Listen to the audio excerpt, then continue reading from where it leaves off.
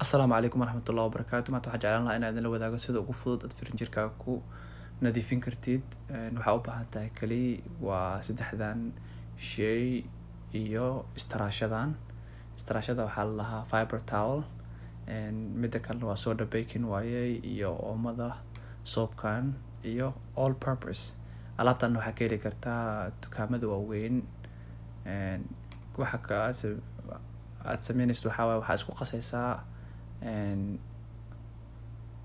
isku qasaysaa soda bakingka iyo soapka isku qasaysaa. Marka ugu horeyso waxaad marinaysaa oo aad all purpose-ka ayaad ku spray gareynaysaa. Kadib meelaha aad aragtid inay zaid u yihiin ayaad waxaa marinaysaa baking soda-ka iyo waxaa isku daraysaa soapka isku daraysaa, waana meesha ku shubeysaa 20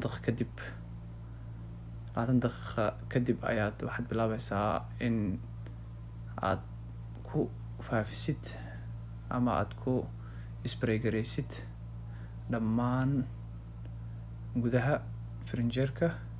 Marka aad dhameysid 20 daqiiqo ama 25 daqiiqo ayaad sugaysaa oo si ay alaabta wax walbo mataqaanaa isku dhimaan. Kadib ayaa waxaa bilaabaysaa inaad soo qaadid fiber towel-kaaga ama isbuunyadaada waa ku tirtiraysaa oo meel waqti kalena biyo caadina mataqaanaa ku sii nadiifin kartaa. waxaan jeclaan lahaa inaad ila aragtaan natiijada oo marka aan nadiifiyo kadib.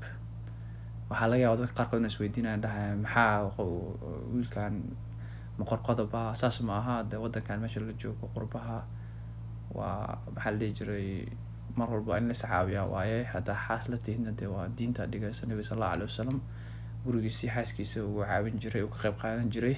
haddaad qof iskaabula tahayna de waa nadaafada waa barka iimaanka ka mid tahay oo mar walba waa muhiim inaad aad isnadiifisid adiga gurigaagana aad nadiifisid.